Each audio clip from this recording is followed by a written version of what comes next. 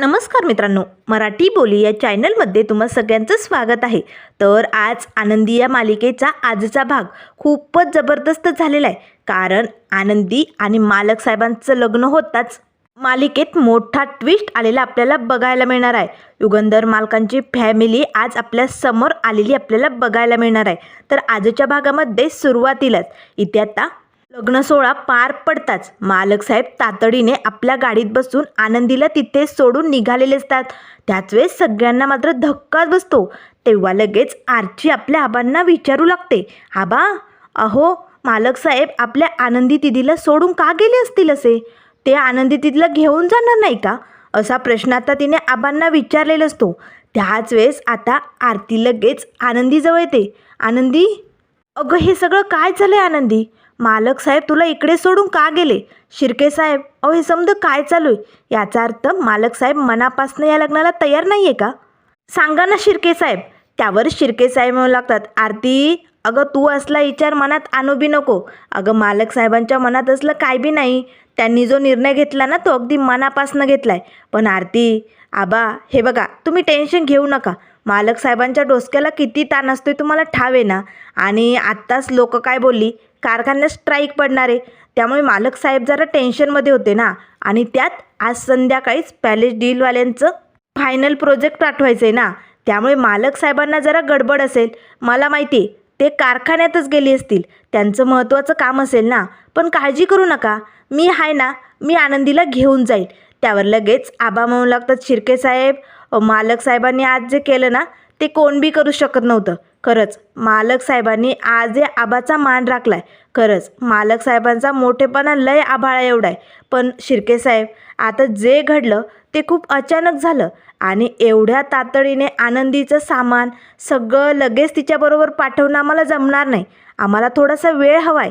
त्यावर शिर्के साहेब म्हणू लागतात, आबा, अहो आनंदी आत्ता मालकीन झाली निंबाळकर घराण्याची, म्हणून काय ती तुमची नात नाही आहे असं थोडं होतंय. अहो निंबाळकर घराण्याच्या सून होण्याआधी ती तुमची नात आहे. त्यामुळे आबा, तुमच्याकडे हवा तेवढा वेळ भरपूर आहे. तुम्हाला जेव्हा आनंदीची पॅकिंग होईल ना तेव्हा तुम्ही तिला माझ्यासोबत पाठवू शकता. त्यावर लगेच आबा म्हणू लागतात, ठीक आहे, मग आम्ही तयारीला लागतो. तर त्यानंतर इकडे आता धावतच मालक साहेब आपल्या हवेलीत आलेले असतात. आता हवेलीत मालक साहेब येताच जोरजोरात आता टेबलवरती असणारी भांडी, खुर्च्या, सोफा सगळं मालक साहेब आता दणादण खाली पाडू लागतात. मालक साहेबांना खूपच राग आलेला असतो. ते खूप भडकलेले असतात. त्याच वेळेस आता ते लगेच समिधाच्या फोटोसमोर येतात आणि म्हणू लागतात, समिधा, चुकलो समिधा, मी जे करून बसलोय ते मला खरंच कळलं नाही समिधा. आज मी तुझं वचन मोडलंय समिधा, मला माफ कर.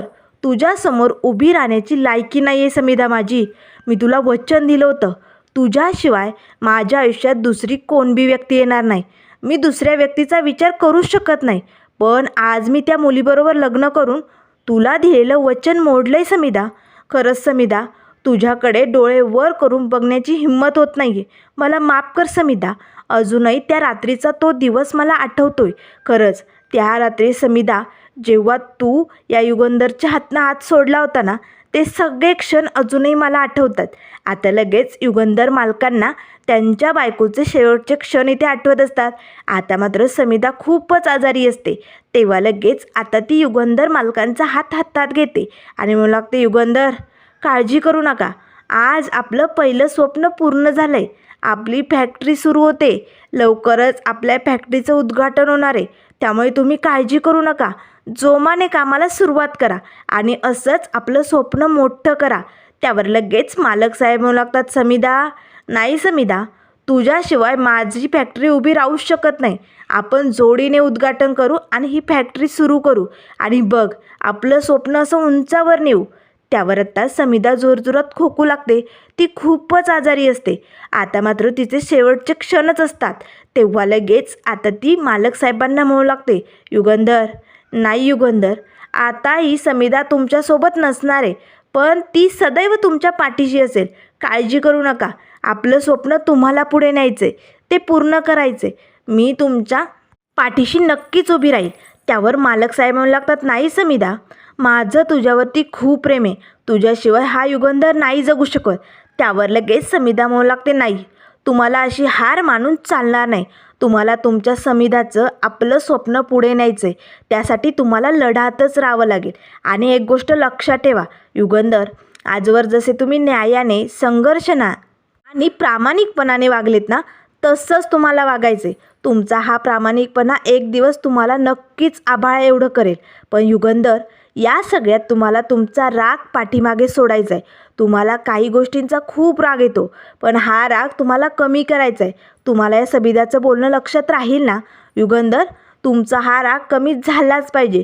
न्यायासाठी तुम्ही लढा आणि प्रामाणिकपणाने काम करा. बघा, आपलं स्वप्न नक्कीच उंचावर जाणार. त्याच वेळेस मालक साहेब म्हणू लागतात, समिधा, तुझ्याशिवाय मी हा विचार नाही करू शकत.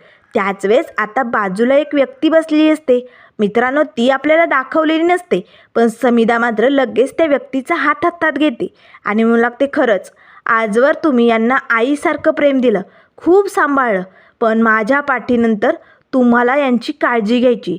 यांचा राग, यांची चिडचिड होता कामा नये, हे सगळं तुम्हाला सांभाळायचे. त्यांच्या सदैव पाठीशी उभी राहायचे. आणि अजून एक, माझी अशी इच्छा आहे की यांचं दुसरं लग्न लावून द्या तुम्ही. त्यावर लगेच मालक साहेब म्हणू लागतात, समिधा, काय बोलतेस तू? हे शक्य नाही आहे. तुझ्याशिवाय माझ्या आयुष्यात दुसरी कोणबी व्यक्ती येऊ शकत नाही. दुसऱ्या बाईकडे बघण्याचा विचारही माझ्या मनात कधी येणार नाही. आणि तू लग्न कर म्हणते? नाही समिधा, मी कुणाशी लग्न वगैरे करणार नाही. माझं प्रेम फक्त तुझ्यावर आहे आणि तू माझ्या मनात कायम असणार आहे. तुझी जागा मी कुणालाच देऊ शकत नाही समिधा. त्याच वेळेस समिधा मात्र मालक साहेबांचा हात हातात घेते.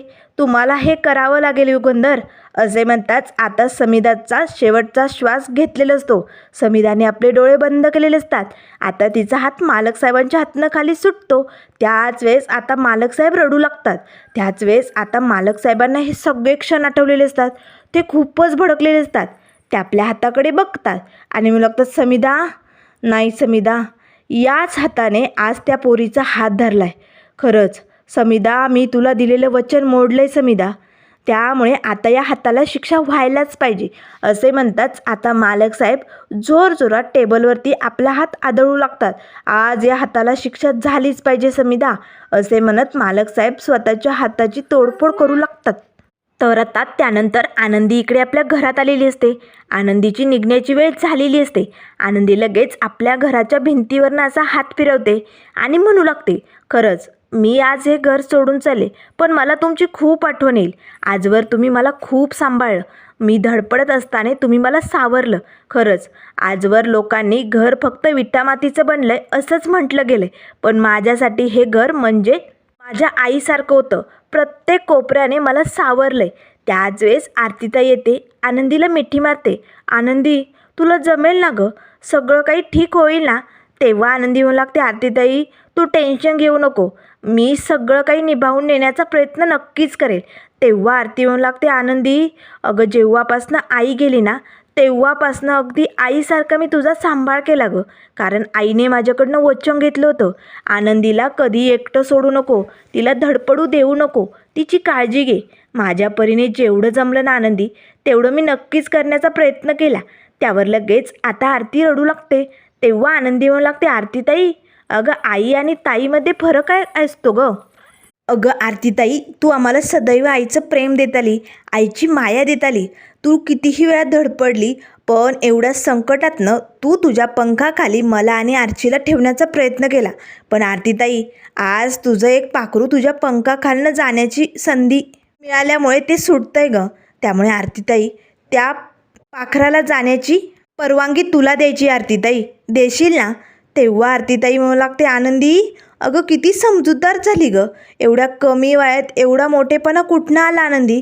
खरंच माझी आनंदी लय हुशार आहे. तेव्हा लगेच आनंदी म्हणू लागते, आरतीताई, अगं पण आपलं बुटूक वांग कुठे? ते कुठे बसलंय? त्यावर लगेच आर्ची मात्र बाजूला जाऊन रडत असते. तेव्हा आनंदी म्हणू लागते, आर्चे, आर्चे ये इकडे. आर्ची धावतच येते आणि आपल्या आनंदी दिदीला मिठी मारते. आनंदी दिदी, तू नको ना जाऊ गं, तुझ्याशिवाय मला नाही करमणार. मला आबा ओरडल्यानंतर मला पाठीशी कोण घालणार? सांग ना आनंदी दिदे. त्यावर लगेच आनंदी म्हणू लागते, आर्चे, आर्चे शांत हो बरं, आणि रडू नको. हे बघ, आपण जो निर्णय घेतो तो आपल्या आबांच्या सुखासाठी की नाही, मग मी हा निर्णय आपल्या आबांच्या सुखासाठी घेतला आहे. त्यामुळे प्लीज आरचे रडू नको, शांत हो. तुला आबांची काळजी घ्यायची की नाही? त्यावर लगेच आरची म्हणू लागते, घेईल की मी आबांची काळजी घेईल, पण तू तू नसणार ना इकडे, मग आम्हाला कसं करमणार? तेव्हा आनंदी म्हणू लागते, आरचे हे बघ, मला जावं लागेल, त्यामुळे प्लीज असं रडू नको बरं. तेव्हा लगेच आबा म्हणू लागतात, आनंदी पोरी चाललीस तू? खरंच तुला या घरातनं एवढ्या लवकर पाठवण्याची वेळ येईल असं वाटलं नव्हतं, पण जे काय घडलं ते तारणहारच्या मनातच असेल. पण आनंदी, तू आज या घरातनं चालली म्हणून तुला आम्ही रडत वाट लावणार नाही. आरती हे बघ, जर लग्न करून मुलगी घरातनं चालली असेल ना, तर तिला असं रडत पाठवायचं नसतं, तिच्या हातात शिदोरी द्यायची असते. आरती जा पटकन शिदोरी घेऊन ये. आरतीताई लगेच देवासमोर जाते. तर इकडे आता हॉस्पिटलमध्ये शलाकाला ॲडमिट केलेलं असतं, कारण युगंधर मालकांनी तिला जळत्या आगीत कोंडल्यामुळे जरा तिचा चेहरा खराब झालेला असतो. तिला आता दुखापत झालेली असते. आता चंदन मात्र या शलाकाला भेटण्यासाठी आलेला असतो. झालेला सगळा प्रकार चंदनने शलाकाला सांगितलेला असतो. शलाका मात्र खूप भडकते. काय, या युगंधरने हे सगळं केलं? नाही युगंधर, तू या आनंदीचा वापर करून आधी माझ्यापासनं ती मोठी डील हिसकावून घेतली. त्यानंतर आम्ही हळदीत जो डाव आखला होता तो सगळा विस्कटवला आणि मला त्या आगीत कोंडलं. पण युगंधर, तू आमचा डाव उलथापालथ करण्यासाठी त्या पोरीचा हात धरून तिच्याशी लगीन केलं. नाही युगंधर, ही तू मोठी चूक केली. त्या पोरीचा हात धरून तू मोठी चूक केली युगंधर. आता तुला कळेल शलाका म्हणजे काय धमाका असतोय. एकदा का तुझ्या फॅमिलीला कळू दे तू या पोरीशी लगीन केलंय, मग बघ तुझ्या घरात कशी आग लागते. आणि आता हे आग लावण्याचं काम ही शलाका करणार. बघ युगंधर, मग तुला कळेल शलाका म्हणजे धमाका असतोय. आता मात्र युगंधर मालकांच्या फॅमिलीचं मोठं सत्य आपल्यासमोर आलेलं आपल्याला बघायला मिळणार आहे. तर त्यानंतर इकडे आता लगेच आरतीताई देवासमोरनं अन्नपूर्णा देवीची मूर्ती घेते आणि लगेच एका कापडात गुंडाळते आणि आनंदीच्या हातात देते. आनंदी हे घे, आपल्या आईची ही अन्नपूर्णा देवीची मूर्ती आहे. आपल्या आईने खूप वर्ष तिची सेवा केली आणि आता ही अन्नपूर्णा मी तुझ्या हाती सोपवते. आनंदी, तुलाही आईसारखं संसार सांभाळून या अन्नपूर्णाची सेवा करायची बरं का. तेव्हा लगेच आबा म्हणू लागतात, हो पोरी, एक गोष्ट लक्षात ठेव, सासरी गेल्यानंतर एखादं माणूस रागीट असतो, एखादं माणूस चिडचिड करणार असतं. सगळ्यांचे स्वभाव वेगवेगळ्या प्रकारचे असतात, पण कुणाचे स्वभाव किती वेगळे असले ना तरी आनंदी, तुझ्या स्वभावातला गोडवा तुला कमी होऊ द्यायचा नाही, एवढं लक्षात ठेव. आणि तुला या आबाचा मान राखायचा आहे. जोवर आनंदी तू तिकडे ताटमानेने संसार करशील ना, तोवर तुझा इकडे आबा मान ताट करूनच जगेल. पण ज्या दिवशी तू हरशील ना, त्या दिवशी तुझा हा आबा इकडे गळून पडेल ग, तोही हारलेला असेल. त्यावर लगेच आनंदी म्हणू लागते, आबा तुम्ही टेन्शन घेऊ नका, मी युगंधर मालकांच्या घरात चालले खरं, पण मी आबा जाधवांची नात म्हणून नाही, तर तुमच्या घरातला एक मोठा खांब म्हणून तिकडे वावरणार. कोणी किती बी प्रयत्न करू दे, पण हा खांब कधी डगमगणार नाही, कधी गळून पडणार नाही. सगळे आलेले वार तो झेलणार आणि पुढे जाणार. तेव्हा आबा म्हणू लागतात, वा आनंदी, मला तुझ्याकडनं हीच अपेक्षा होती. त्यामुळे आनंदी, जा आता सुखाने संसार कर. असे म्हणताच आता आरतीताई आनंदीला मिठी मारतात आणि रडू लागतात. तेव्हा आबा म्हणू लागतात, पोरींनो, आता तिची निघण्याची वेळ झाली की नाही, मग रडायचं नाही. तर आता लगेच आरची म्हणू लागते, आबा आनंदी दिदी चाललीस तर शेवटचं एकदा. तेव्हा आबा म्हणू लागतात, ठीक आहे. आता आरची लगेच हात समोर करते. 1 2 3 4, आबा जाधवांच्या नाती हुशार, असं आता म्हणतात. सगळेजण डोळे भरून या नातींकडे आणि या आबांकडे बघत असतात. सगळ्यांच्या डोळ्यात पाणी आलेलं असतं. आनंदी आत्ता आपलं गाठोडं घेऊन तिकडनं निघालेली असते. आनंदी आत्ता घरातनं बाहेर पाऊल ठेवते.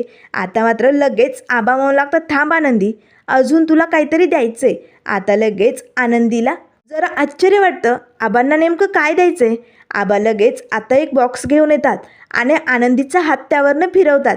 आनंदीने आरतीताईची बांगडी फुटलेली असते ना, ती जोडलेली असते. ती बांगडी आता आबांनी आनंदीच्या हाती सोपवलेली असते. तेव्हा आबा म्हणू लागतात, आनंदी, खरंच ही बांगडी जोडून तू आरतीताईचं लग्न सावरण्याचा प्रयत्न केला होता, पण बघ आज नशिबाने हे लग्न तुझं झालंय. त्यामुळे आरतीताई जागी तू संसार सुरू करणार आहे, म्हणून आता ही बांगडी तुला सांभाळायची. सांभाळशील ना? तेव्हा आनंदी म्हणू लागते, आबा तुम्ही टेन्शन घेऊ नका, द्या ती माझ्याकडे. त्याच वेळेस आबा म्हणू लागतात, आरचे जा पटकन, लवकरात लवकर आनंदीची काठी घेऊन ये, ती नवीन पण आणा. आता लगेच बबन काका म्हणजे आनंदीची काठी. आता आबांनी आनंदीसाठी नवीन काठी आणलेली असते. तेव्हा आबा म्हणू लागतात, हे बबन काका माझ्याकडे असू दे तुझी आठवण म्हणून, आणि आता ही सखी काकू तुझ्याकडे नवीन तुझी काठी. तेव्हा सगळेजण हसू लागतात. आता आनंदी लगेच तिकडनं निघालेली असते. शिर्के साहेबांच्या डोळ्यातही पाणी आलेलं असतं. आता आबा डोळे भरून आपल्या नातीकडे बघत असतात. आरती, आरचीताई सगळेजण रडत असतात. तर आता आनंदी गाडीत बसते. आबांचं दर्शन घेऊन आनंदी आता मालक साहेबांच्या घराकडे निघालेली असते. त्याच वेळेस शिर्के साहेब आनंदीला घेऊन आता हवेलीसमोर आलेले असतात. अगदी गाडी नटवलेली असते, सजवलेली असते. आनंदीला आता या गाडीत घेऊन आणण्यात आलेलं असतं. तेव्हा शिर्के साहेब म्हणू लागतात, आनंदी तू 5 मिनिट गाडीत थांबशील, मी मालक साहेबांची भेट घेऊन येतो. नाही म्हणजे कसं आहे ना, मालक साहेबांच्या घरात कोणीच नाही आहे ना, सगळे देवदर्शनासाठी बाहेर गेलेत. मालक साहेब एकटेच आहेत हवेलीत. मग तुझं स्वागत, तुझा गृहप्रवेश व्हायला पाहिजे ना, म्हणून मी त्यांच्याशी जरा बोलून आलो. तेव्हा आनंदी म्हणू लागते, ठीक आहे पण लवकर या. त्यावर शिर्के साहेब म्हणू लागतात, आनंदी घाबरू नको, मी मालक साहेबांशी बोलतो आणि लगेच येतो. त्यावर मालक साहेबांकडे आता शिर्के साहेब निघालेले असतात. तर त्यानंतर मित्रांनो पुढील भागामध्ये आपल्याला बघायला मिळेल ते आता दुसऱ्या दिवसाची सकाळ झालेली असते. आता ताबडतोब मालक साहेबांनी शिर्केंना बोलावलेलं असतं. शिर्के, लवकरात लवकर आनंदीचा गृहप्रवेश झालाच पाहिजे. काल माझ्याकडनं मोठी चूक झाली, पण यात सगळ्यात आनंदीची काय बी चूक नाही आहे. मी तिच्या सुखासाठी, तिच्या आयुष्यासाठी हा निर्णय घेतला. मग या सगळ्याचा दोष आनंदीला लावता येणार नाही. लवकरात लवकर तिचा घरात गृहप्रवेश झालाच पाहिजे. आता मात्र आनंदीला मालक साहेबांनी घरात घेतलेलं असतं, पण मात्र आता शलाकाने युगंधर मालकांच्या फॅमिलीला घरात आणलेलं असतं. तेव्हा लगेच आता शलाका युगंधर मालकांच्या बहिणीला घेऊन येते. बघ शिल्पाताई, ही तुझी वहिनी, तुझ्या भावाने हिच्याशी लगीन केलं आहे. आता मात्र युगंधर मालकांची फॅमिली खूप मोठी असते. तर मात्र आता या फॅमिलीचं सत्य आपल्यासमोर लवकरच येईल. त्याच वेळेस ती शिल्पाताई म्हणू लागते, युगंधर, ही पोरगी या घरची सून नाही होऊ शकत. आम्हाला ही पोरगी या घरात सून म्हणून नकोय. चल चालती हो. आता मात्र मालक साहेब आनंदीची साथ कशी देणार, आनंदी या सगळ्या फॅमिलीत कसा संसार सुरू करणार, पुढे काय काय होणार, हे खरंच खूप बघण्यासारखं असणार. आता मात्र या सगळ्याचा फायदा शलाका कसा उठवणार, हे सगळं लवकरच आपल्याला बघायला मिळेल. त्यामुळे मित्रांनो, अशाच मालिकेंच्या अपडेट पाहण्यासाठी चॅनलला लाईक करा, सबस्क्राईब करा. व्हिडिओ पाहिल्याबद्दल धन्यवाद.